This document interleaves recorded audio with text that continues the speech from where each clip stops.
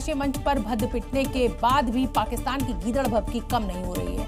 इस बीच आतंकवादी मुल्क पाकिस्तान को उत्तर प्रदेश के मुख्यमंत्री योगी आदित्यनाथ ने सीधी और सख्त चेतावनी दी है। मुख्यमंत्री योगी ने क्लियर कर दिया कि अगर हमारे एक भी नागरिक को नुकसान पहुंचाया तो फिर पाकिस्तान को अपने अस्तित्व के लिए लड़ना पड़ेगा, जिसका नजारा पूरी दुनिया देख चुकी है। अब तो भारत ने बता दिया है कि अगर हमारे एक नागरिक को भी छेड़ोगे तो अपने अस्तित्व के लिए जूझोगे, अपने अस्तित्व के लिए जूझोगे। ये ललकार है उत्तर प्रदेश के मुख्यमंत्री योगी आदित्यनाथ की। पाकिस्तान के लिए बेहद क्लियर कट और सधा हुआ। योगी ने बता दिया पाकिस्तान का इलाज सिर्फ भारत के पास है और उसका ट्रेलर ऑपरेशन सिंदूर के जरिए पूरी दुनिया देख चुकी है। कैसे पाकिस्तान घुटनों पर आ गया और रहम की भीख मांगने लगा। पाकिस्तान दुनिया के अंदर गुहार लगा रहा है कि जान बख्श दो एक बार। बहनों और भाइयों, ये इसलिए क्योंकि पिछले 10 वर्ष में प्रधानमंत्री मोदी जी के नेतृत्व में सेना के आधुनिकीकरण को लेकर के, सेना के सुदृढ़ीकरण को लेकर के लगातार कार्य हुए हैं।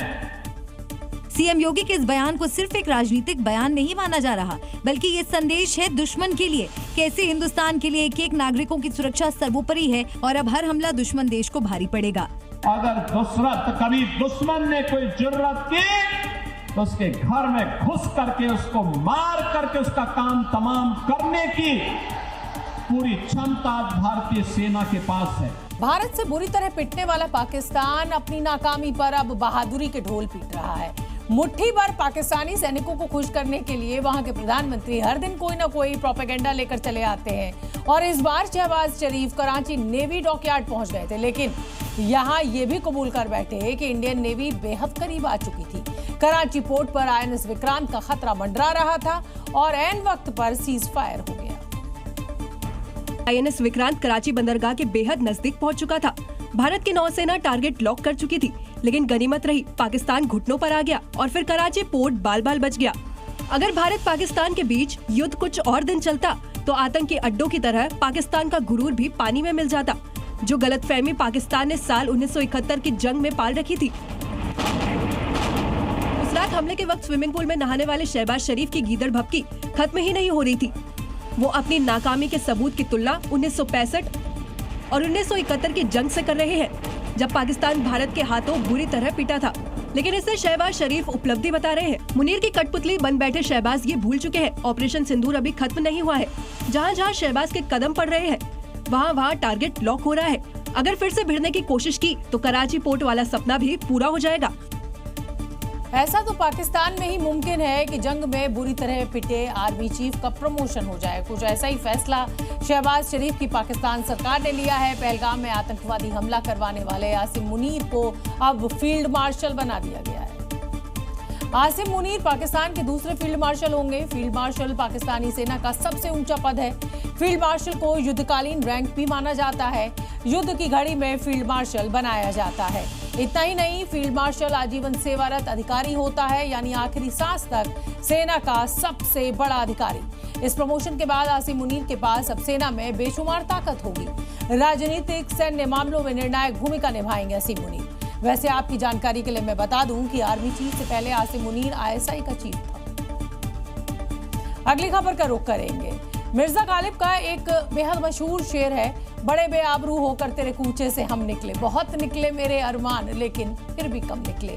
जी हाँ, पाकिस्तान के ऊपर ये शेर पूरी तरह से फिट बैठता है, क्योंकि पाकिस्तान के डिप्टी PM इशाक डार की चीन में भद पिट गई और उनके 3 दिवसीय चीन दौरे की शुरुआत ही बेहद शर्मनाक रही।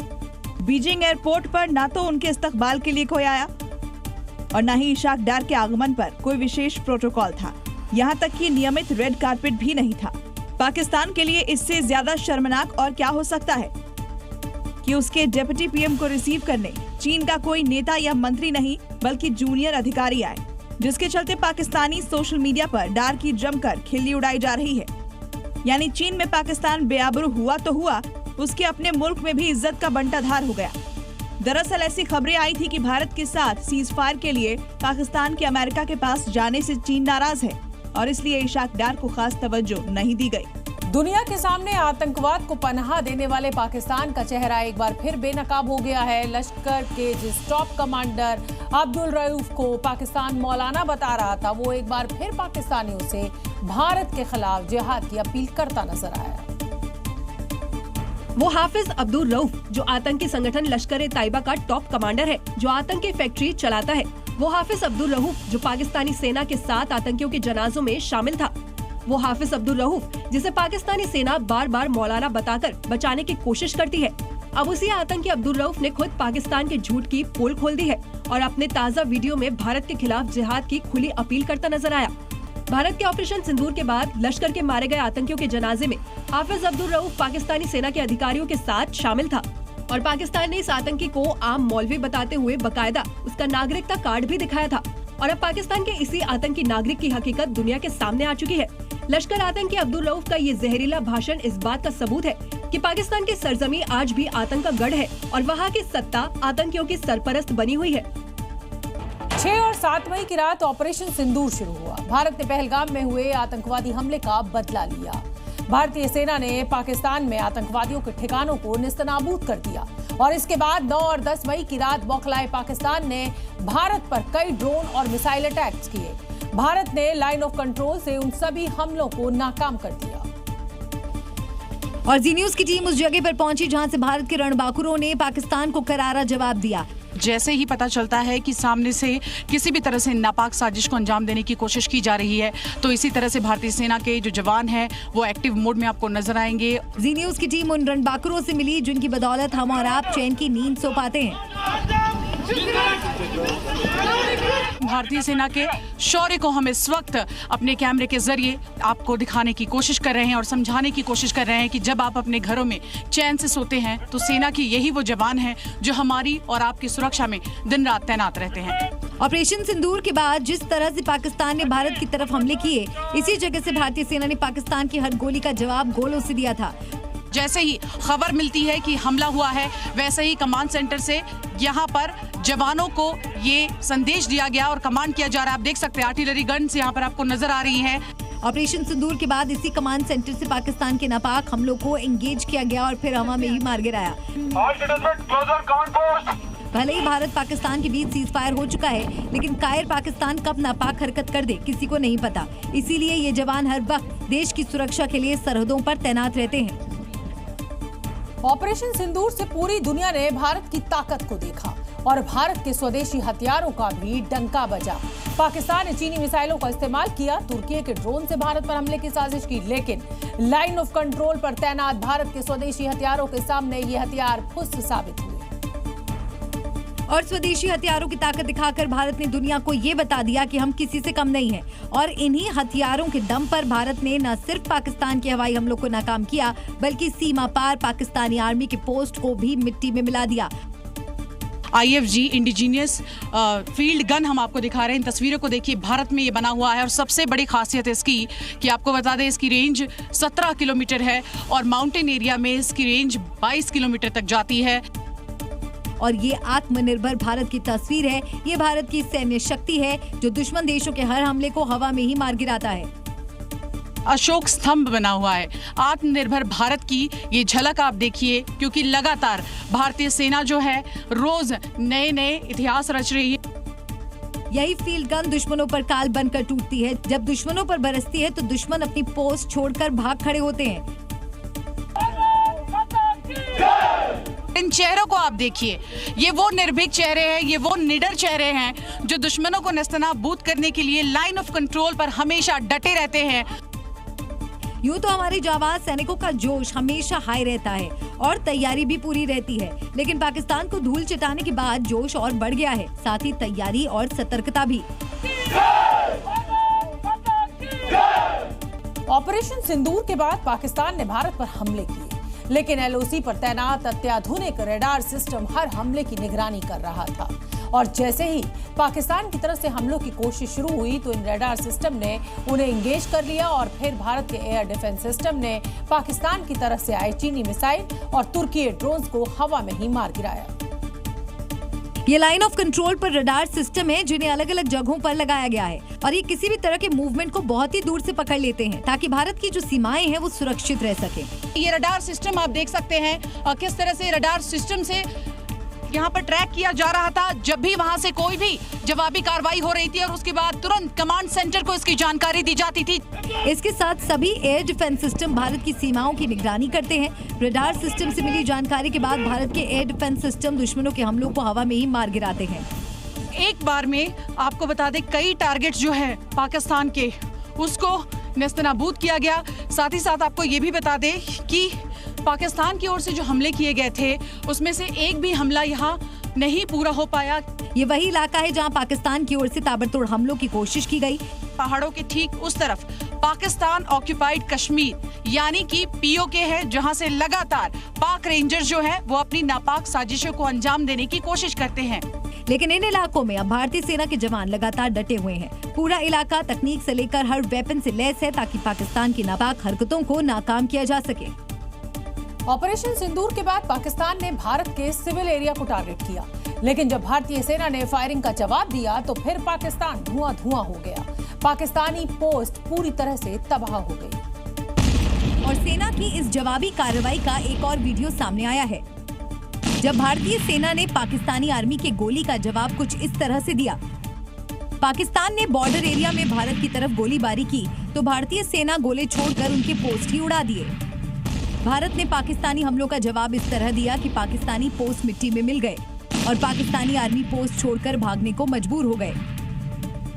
सबसे पहले सीज फायर का उल्लंघन पाकिस्तान ने किया था। जैसे ही पाकिस्तान ने सीज फायर का उल्लंघन किया और उसने हमारे ऊपर फायर किया, कुछ सेकंडों के अंदर ही हमने भारी मात्रा में फायर डालकर उसके बंकर्स, उसकी कैजुअलिटी पहुंचाई, उसका जो एडमिनिस्ट्रेशन के थे उसके जो लॉन्चिंग पैड थे उनको बर्बाद किया। क्योंकि ऑपरेशन सिंदूर के बाद पाकिस्तान ने पहले सीज फायर का उल्लंघन किया था, भारत की तरफ ड्रोन और जबरदस्त फायरिंग की और फिर जवाबी कार्रवाई हुई तो पाकिस्तान दहल उठा। भारत पाकिस्तान के बीच सीज फायर है, लेकिन अब पाकिस्तान ने फिर भारत की तरफ आंख उठाई तो उसकी सफाई निश्चित है, क्योंकि पूरा का पूरा पाकिस्तान भारतीय सेना की रेंज में है। Rawalpindi to KPK or wherever they want to move, but they are all within range. यानी पाकिस्तान अगर अब कोई भी नापाक हरकत करने की कोशिश करता है तो भारत उसे नेस्तनाबूद करने का दम रखता है। वायु रक्षा महानिदेशक लेफ्टिनेंट जनरल सुमेर इवान डी कुन्हा ने बताया कि भारत के पास पाकिस्तान में अंदर घुसकर सटीकता से हमला करने की ताकत है, चाहे वो रावलपिंडी हो, खैबर पख्तूनख्वा हो या कोई और इलाका, क्योंकि पूरा पाकिस्तान भारत की रेंज में है। India has an adequate arsenal of weapons to take on Pakistan right across its depth, from our borders or even in depth, where we can take on the entire Pakistan. And the GHQ can move from Rawalpindi to KPK or wherever they want to move, but they are all within range. यानी पाकिस्तान को छिपने के लिए गहरा गड्ढा खोदना होगा, क्योंकि भारत ने जिस तरह से पाकिस्तान में घुसकर एयरबेस को तबाह किया तो भारत चाहे पाकिस्तान को पूरी तरह मिट्टी में मिला सकता है। ऑपरेशन सिंदूर की हर सच्चाई जी मीडिया ने आपको दिखाई, आप तक पहुंचाई, लेकिन जी न्यूज की ऑपरेशन सिंदूर की कवरेज से पाकिस्तान परेशान हो गया और आज पाकिस्तान से जी न्यूज पर एक साइबर अटैक की कोशिश की गई। पाकिस्तान से हैकिंग की नापाक कोशिश को जी न्यूज ने नाकाम कर दिया है। पाकिस्तान में बैठे मुनीर के पालतू हैकर ने हैकिंग की तमाम कोशिशें की। मुंबई से भोपाल और पटना तक के सर्वर पर साइबर अटैक हुआ, लेकिन चाइनीज हथियार और तुर्की के ड्रोन की तरह ये भी नाकाम हो गया। जी न्यूज ने साइबर अटैक को नाकाम कर दिया है। इससे जुड़ी और जानकारी भी हम आपको देंगे, लेकिन इस बीच ये बड़ी बात आपको बता दें कि किस तरह से ऑपरेशन सिंदूर को लेकर जी न्यूज ने,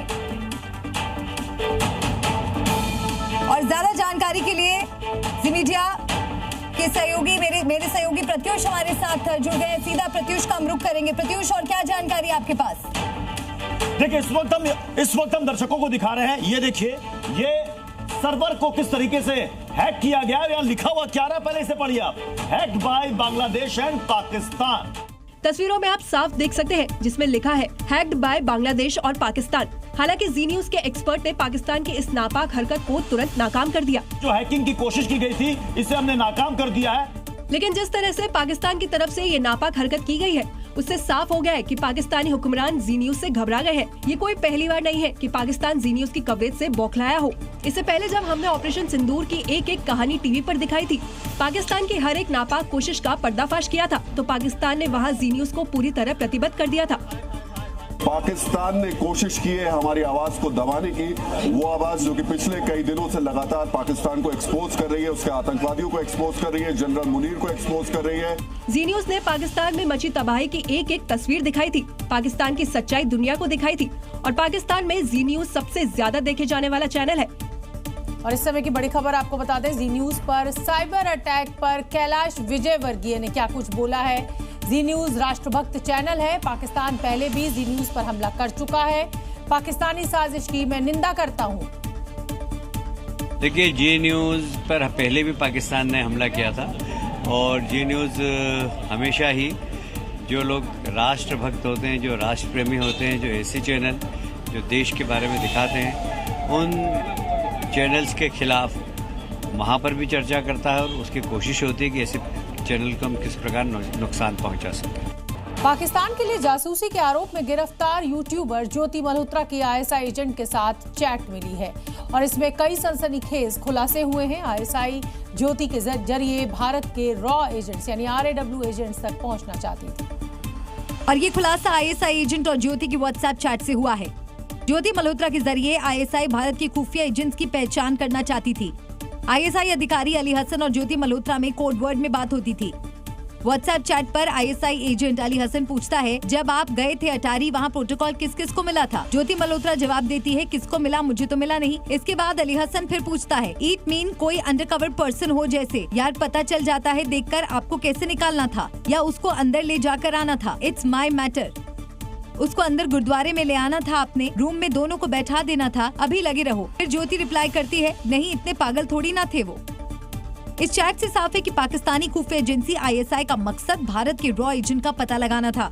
यही नहीं, ज्योति मल्होत्रा के घर से एक डायरी में लिखा खत भी सामने आया है, जिससे ये पता चलता है कि किसी भी देश में जाने से पहले वो अपना होमवर्क करती थी और हर तरह की जानकारी अपनी डायरी में नोट किया करती थी। ज्योति के जरिए आईएसआई किसी बड़ी साजिश की फिराक में था, इसीलिए ज्योति से पूछताछ में NIA शामिल हुई है।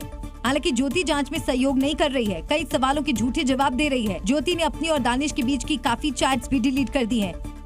ऐसे में जांच एजेंसियों को आशंका है कि यूट्यूबर ज्योति मल्होत्रा एक बड़े जासूसी नेटवर्क का हिस्सा है। भारत से गद्दारी के आरोप में गिरफ्तार यूट्यूबर ज्योति मल्होत्रा से पूछताछ में रोज नए नए खुलासे हो रहे हैं। अब ज्योति मल्होत्रा का बाड़मेर कनेक्शन सामने आया है। आरोप यह है कि उसने संवेदनशील इलाकों के वीडियोस बनाए थे। क्योंकि 1.5 साल पहले ज्योति मल्होत्रा ने बॉर्डर पर रेकी की थी और बड़ी चालाकी से मुनाबाव और अन्य स्थानों के वीडियो बना लिए। ज्योति मल्होत्रा ने बाड़मेर बॉर्डर पर कई वीडियो बनाए हैं। इंडिया और पाकिस्तान के बीच की यहाँ की दूरी 10 किलोमीटर है। पे आपको पूरी तारबंदी नजर आएगी। ज्योति मल्होत्रा ने सामरिक दृष्टि से महत्वपूर्ण स्थानों के वीडियो बनाकर अपने YouTube चैनल पर अपलोड किए हैं। यही नहीं, बाड़मेर बॉर्डर पर जाने के वीडियो भी YouTube पर अपलोड है। ऐसे में सवाल है कि क्या वाकई बॉर्डर की वीडियो बनाने के पीछे जासूसी दिमाग था, और क्या ज्योति ने सेना के संवेदनशील इलाकों में रेकी की थी?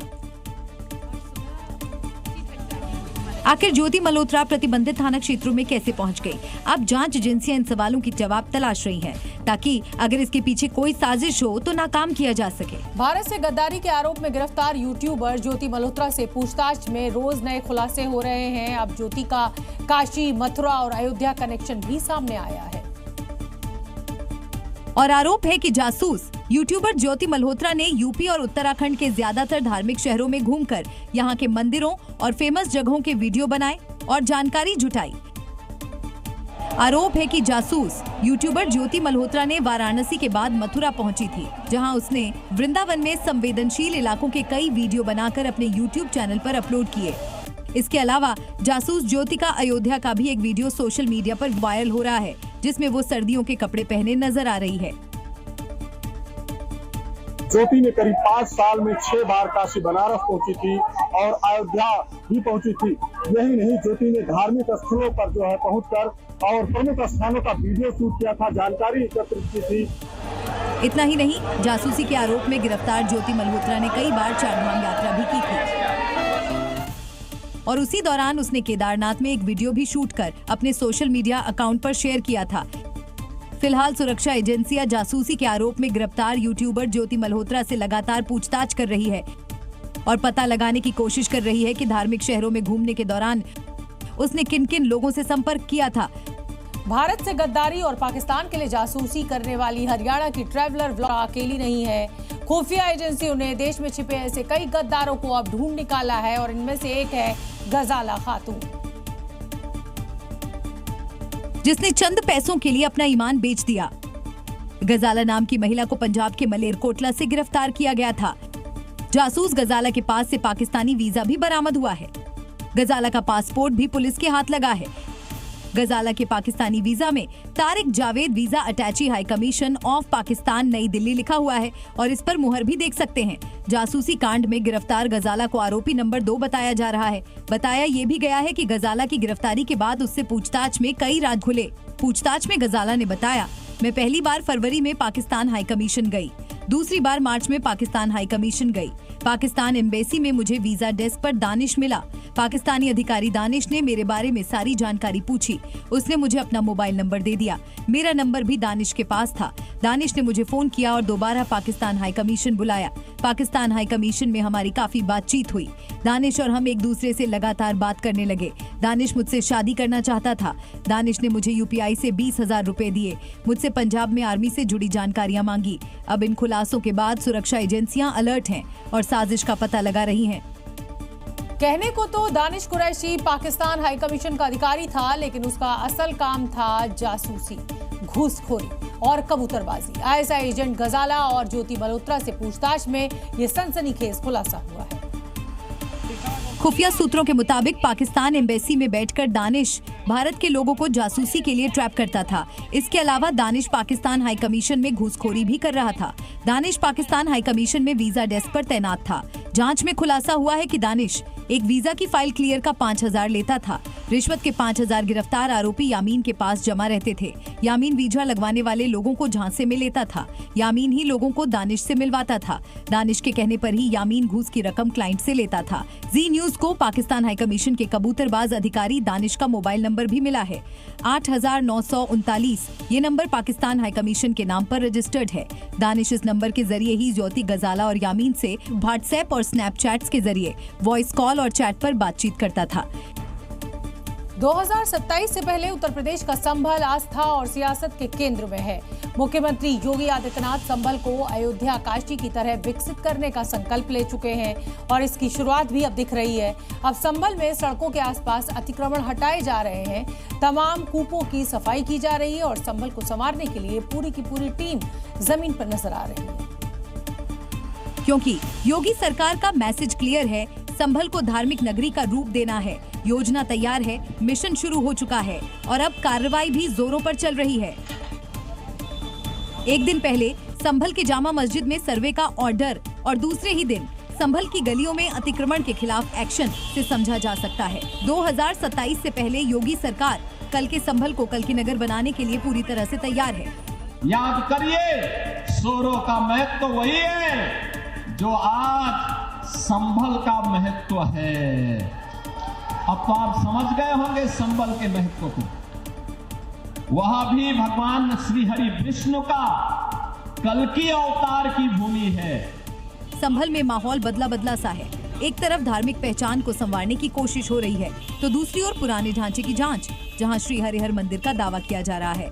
ऐसे में योगी सरकार की मंशा साफ है। विधानसभा चुनाव से पहले आस्था और विरासत के मेल से नया संभल बनेगा और बदलाव की राह का मैसेज भी दूर तक जाएगा।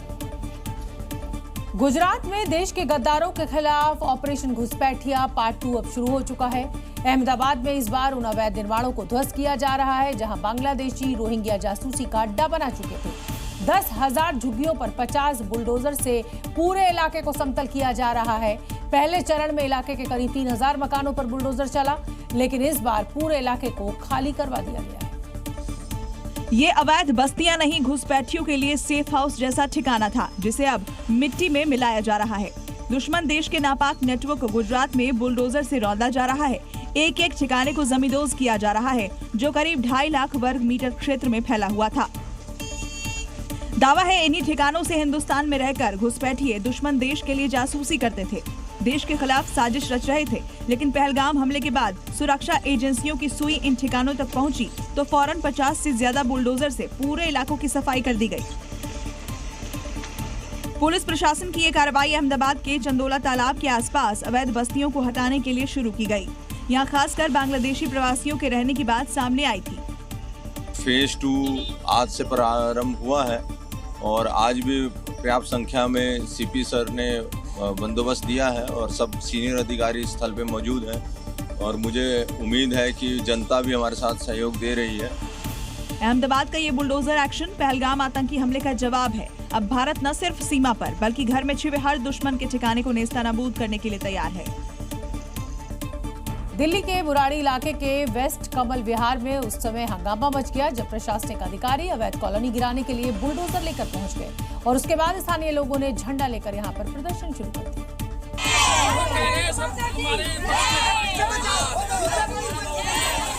सैकड़ों की संख्या में लोग हाथ में तिरंगा लेकर उतर आए और नारेबाजी शुरू कर दी। गुस्साए लोग डिमोलिशन की कार्रवाई के खिलाफ बुलडोजर के आगे खड़े हो गए। हालात को बिगड़ता देख भारी पुलिस बल की तैनाती की जाने लगे। अतिरिक्त पुलिस फोर्स बुलाकर डिमोलिशन की कार्यवाही को आगे बढ़ाया गया और बी ब्लॉक में बसाई गई अवैध कॉलोनी पर बुलडोजर एक्शन शुरू हुआ। इस बीच कुछ लोग अपने आशियानों को बचाने के लिए बुलडोजर के आगे खड़े हो गए।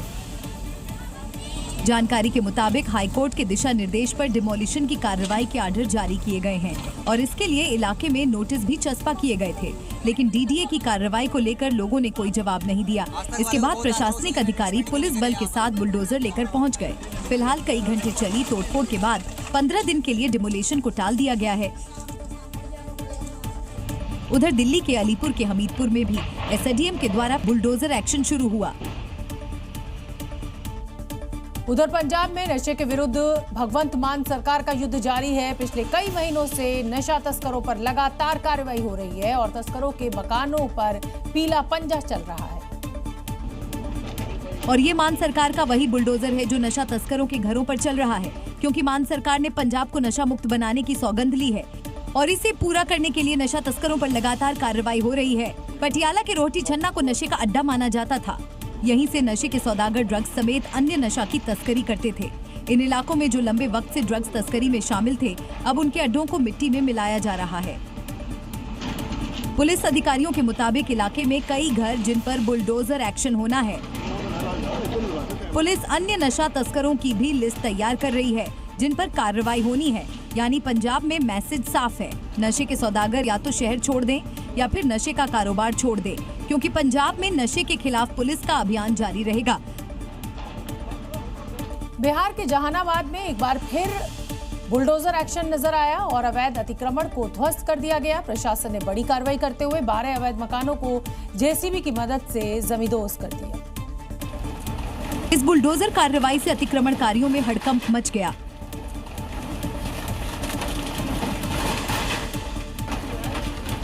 प्रशासन के बुलडोजर ने एक-एक कर सभी अवैध मकानों को गिरा दिया। इस दौरान भारी पुलिस बल की तैनाती भी की गई थी। दरअसल कनौदी गांव के पास पटना गया मुख्य सड़क मार्ग NH-83 के चौड़ीकरण का काम चल रहा है। सड़क के दोनों किनारे सरकारी जमीन पर दर्जनों लोगों ने पक्का मकान बना रखा है, जिस पर प्रशासन ने एक्शन लिया और 10 दिन पहले 17 अवैध मकानों को ध्वस्त कर दिया, जबकि शेष बचे अवैध मकानों को 1 सप्ताह का अल्टीमेटम दिया गया था। लेकिन जब लोगों ने अतिक्रमण नहीं हटाया तो प्रशासन ने बुलडोजर से इसे धराशायी कर दिया। देश के अलग अलग हिस्सों में घुसपैठियों को ढूंढने का अभियान जारी है। हरियाणा के झज्जर और रोहतक में पुलिस ने अवैध बांग्लादेशियों की तलाश में अभियान चलाया और दोनों जगहों से 233 अवैध बांग्लादेशियों को पकड़ा। झज्जर से 174 और रोहतक जिले से 59 लोगों को गिरफ्तार किया गया, जो कई सालों से यहां अवैध रूप से रह रहे थे। झाझर में अवैध बांग्लादेशियों के खिलाफ चल रही मुहिम के तहत ये 174 संदिग्ध लोगों को गिरफ्तार किया गया। पुलिस के मुताबिक इनके वीजा की अवधि खत्म होने के बाद भी ये लोग यहाँ पर अवैध तरीके से रह रहे थे। फिलहाल पुलिस पकड़े गए लोगों का वेरिफिकेशन कर रही है। इनके अलावा घरों, फैक्ट्रियों और कारखानों में काम करने मजदूरों का रिकॉर्ड भी चेक किया जा रहा है। वहीं हरियाणा के रोहतक जिले में भी अवैध बांग्लादेशियों के खिलाफ एक्शन हुआ। यहाँ कलानौर ईंट भट्टे से पुलिस ने 59 बांग्लादेशियों को पकड़ा है, जिनमें महिलाएं और बच्चे भी। बताया जा रहा है कि पकड़े गए अवैध बांग्लादेशी करीब 22 साल पहले बॉर्डर क्रॉस करके भारत में आए थे। फिलहाल हरियाणा पुलिस दोनों जगहों से पकड़े गए अवैध बांग्लादेशियों का वेरिफिकेशन कर उन्हें वापस उनके देश भेजने की तैयारी कर रही है। एक बार फिर ऐसा लग रहा है कि कोरोना वायरस लौट आया है और एशिया के कई देशों में कोहराम मचा रहा है। भारत में भी कोरोना के नए वेरिएंट के मामले तेजी से बढ़ रहे हैं, जो आने वाले खतरे का संकेत हो सकते हैं। क्योंकि कोरोना वो बहरूपिया है जो हर बार वेश बदल कर आता है। इस बार कोरोना के नए वेरिएंट ने तबाही मचाई है, जिसका नाम है JN1 वेरिएंट। भारत में भी कोरोना J1 वेरिएंट के 257 केस मिल चुके हैं। केरल, महाराष्ट्र, तमिलनाडु में सबसे ज्यादा खतरा है। इसका अंदाजा आप इसी बात से लगा सकते हैं। मुंबई में actress Shilpa Shirodkar corona positive है। देश में कोविड के बढ़ते मामले को देखते हुए स्वास्थ्य विभाग अलर्ट मोड पर है। ऐसे में सवाल है कि कोरोना का नया वेरिएंट है क्या और ये कितना खतरनाक है। ये ओमिक्रॉन के BA.2.86 का स्ट्रेन है, जिसे पिरोला भी कहा जाता है। ये वेरिएंट अगस्त 2023 में पहली बार मिला और इसमें करीब 30 म्यूटेशन है। एक्सपर्ट्स के मुताबिक ये बहुत तेजी से फैलने वाला वेरिएंट है। चीन, सिंगापुर, थाईलैंड में कोरोना वायरस का नया वेरिएंट तेजी से फैल रहा है, लेकिन दुनिया में सबसे ज्यादा खराब स्थिति इस वक्त सिंगापुर में है, जहां कोविड के 14,000 से ज्यादा एक्टिव मामले सामने आ चुके हैं। सिंगापुर में तो संक्रमण की रफ्तार इतनी तेज है कि पिछले हफ्ते से इसमें 30% की बढ़ोतरी हुई है। इसके अलावा हांगकांग में भी 13.66% पॉजिटिव रेट देखी गई है और अब तक 30 मौतें हो चुकी है। ऐसे में संभल कर रहें, सुरक्षित रहें, ताकि कोरोना के नए वेरिएंट को फैलने से रोका जा सके। उत्तर प्रदेश में बदमाशों के खिलाफ पुलिस का ऑपरेशन जारी है। उत्तर प्रदेश के गोंडा में पुलिस ने 1 लाख के एक बदमाश को मार गिराया है। मुखबिर की सूचना पर पुलिस को पकड़ने के लिए यहां पर पहुंची थी। और खुद को गिरता देख बदमाश सोनू पासी ने पुलिसकर्मियों पर अंधाधुंध फायरिंग कर दी। पुलिस की जवाबी फायरिंग में बदमाश के सीने में 2 गोलियां लग गईं। गोली लगते ही वह जमीन पर गिर गया। करीब 45 मिनट तक चली इस मुठभेड़ में एक गोली SHO नरेंद्र राय को भी लगी, लेकिन बुलेट प्रूफ जैकेट पहनने की वजह से उनकी जान बाल बच गई। पुलिस मुठभेड़ के दौरान बदमाश द्वारा पुलिस पर जानलेवा फायरिंग की गई, जिसमें से एक गोली थाना प्रभारी उमरी बेगमगंज के बुलेट प्रूफ जैकेट में लगी। सोनू पासी ने गोंडा के बेगमगंज में चोरी के दौरान एक व्यक्ति की हत्या कर दी थी। सोनू के खिलाफ हत्या, लूट, डकैती जैसे 48 से ज्यादा मुकदमे दर्ज थे। 20 दिन पहले उस पर 1 लाख का इनाम घोषित हुआ था। आरोपी के पास से एक बिना नंबर की बाइक, पिस्टल और तमंचा बरामद हुआ है। उत्तर प्रदेश के गाजियाबाद में थूक जिहाद से जुड़ा एक चौंकाने वाला मामला सामने आया है। यहाँ एक सैलून कर्मचारी को थूक लगाकर ग्राहक के चेहरे पर मसाज करने के आरोप में गिरफ्तार किया गया है। और सैलून कर्मचारी का ये वीडियो सोशल मीडिया पर वायरल हो रहा है, जिसमें वो थूक लगाकर ग्राहक के चेहरे पर मसाज करता हुए दिखाई दे रहा है। तस्वीरों में देख सकते हैं कि कैसे सैलून कर्मचारी पहले अपने हाथों पर क्रीम लगाता है और फिर हाथ पर थूक लगाते हुए ग्राहक की मसाज करने लगता है। ग्राहक के साथ थूक जिहाद का ये वीडियो 18 मई की बताया जा रहा है, जहां थाना वेव सिटी की बताई जा रही है, जहां सेक्टर 5 इलाके के सैलून में एक कर्मचारी क्रीम लगाने के बाद थूक लगाकर ग्राहक के चेहरे की मसाज करता दिखाई दिया। घटना का वीडियो वायरल होने के बाद पुलिस ने मामले का संज्ञान लिया और वीडियो की जांच करते हुए सिटी पुलिस ने आरोपी को गिरफ्तार कर लिया है। बताया जा रहा है कि आरोपी के खिलाफ पहले से भी पुलिस में एक मामला दर्ज है, जिसके बाद पुलिस उसके आपराधिक रिकॉर्ड की जाँच कर रही है। बिहार की राजधानी पटना के अस्पताल में नरभक्षी चूहों ने आतंक मचा रखा है और NMCH में भर्ती मरीजों के लिए ये नरभक्षी चूहे एक बड़ी मुसीबत बने हुए नजर आ रहे हैं। नालंदा मेडिकल कॉलेज में आलम ये है कि आए दिन चूहे मरीजों को काटते हैं, उनके पैर कुतरते हैं। चूहों के आतंक से मरीज ही नहीं, नर्सिंग स्टाफ और डॉक्टर भी परेशान हैं। कैंटीन से लेकर वार्ड तक में मोटे मोटे चूहे घूमते रहते हैं। नहीं, वार्ड में चूहा तो है, वार्ड में कहिए, सेमिनार रूम में कहिए, चैम्बर में कहिए, चूहा का तो चलते फिरते नजर आ जाता है। अभी तक चूंकि कोई डैमेज नहीं हुआ था तो बहुत ज्यादा हम लोग उसके पीछे पड़े नहीं थे, लेकिन इधर मरीज को काट लिया। जानकारी के मुताबिक अस्पताल में हड्डी रोग का इलाज कराने आए एक मरीज के पैर की चारों उंगलियों को चूहों ने कुतर दिया।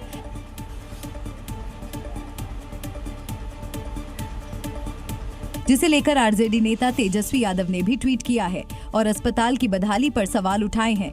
बहरहाल इतने बड़े अस्पताल में चूहों का आतंक बिहार में स्वास्थ्य विभाग की दुर्गति का जीता जागता सबूत है। उत्तर प्रदेश के आगरा में 2 ट्रकों में आमने सामने से जबरदस्त टक्कर हो गई। हादसा इतना भीषण था कि कुछ पल में ही ट्रक जलने लगे और इसमें ड्राइवर की जिंदा जलकर मौत हो गई। इस तस्वीर से अंदाजा लगाया जा सकता है हादसे के वक्त का मंजर क्या होगा। ट्रक से ऊंची ऊंची लपटें उठ रही हैं और फायर ब्रिगेड की टीम आग पर काबू पाने की कोशिश कर रही है। हादसे की वजह रॉन्ग टर्न बताया जा रहा है। एक ट्रक पेट्रोल पंप की तरफ मुड़ने की कोशिश कर रहा था, तभी सामने से आ रहे दूसरे ट्रक ने जोरदार टक्कर मार दी और फिर धमाके के साथ गाड़ी में आग लग गई। घटना की जानकारी मिलने के बाद पुलिस और फायर ब्रिगेड की टीम भी मौके पर पहुंची, जिसने काफी मशक्कत के बाद आग पर काबू पाया, लेकिन तब तक ट्रक के साथ उस पर लदा सामान भी जलकर राख हो गया। ये घटना आगरा के सैया थाना इलाके की है। पुलिस पता लगा रही है हादसे में कितने लोगों की मौत हुई और कितना नुकसान हुआ है। माना जा रहा है एक ट्रक ड्राइवर और क्लीनर की जिंदा जलकर मौत हो गई।